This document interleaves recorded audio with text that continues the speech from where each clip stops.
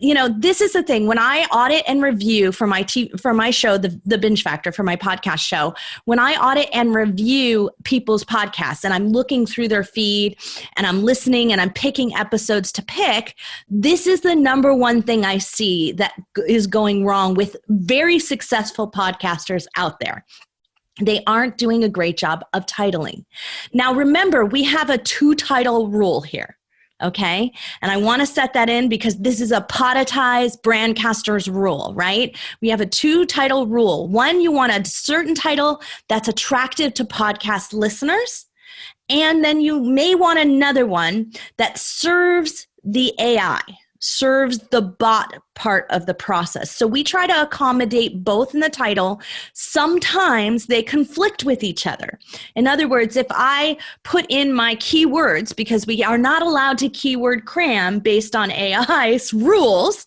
However, if you don't put the proper keywords in there, then you don't get noticed if somebody only types in that small phrase, those small things. So podcast monetization might be something that I would normally want to be known for, so that if somebody typed that in, then they would, in the Apple feed, in Google, in anywhere, they would find my episode. So they would find my show, right?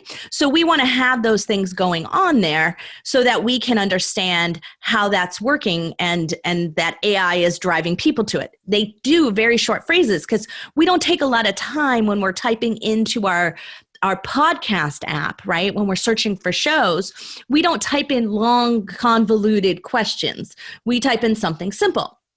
Now, if we're going to ask Alexa, we might form it in a question, right? And so there's a difference in how we do it, and we have to revolve still around the key words that people want.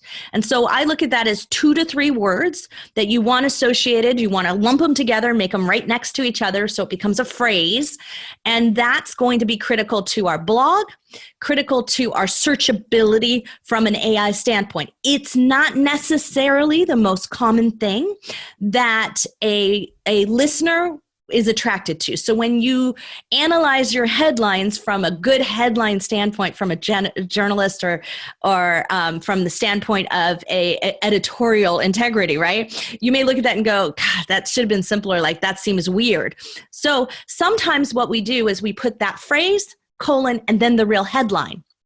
And when we create graphics, we take that phrase off of it and we just put the headline.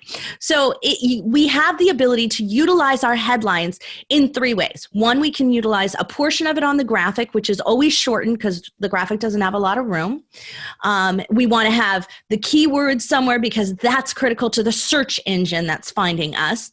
And then we may want to have a longer title, or what I like to use more often is the subtitle, because that's also searchable within our blog posts. So we want to combine those things together.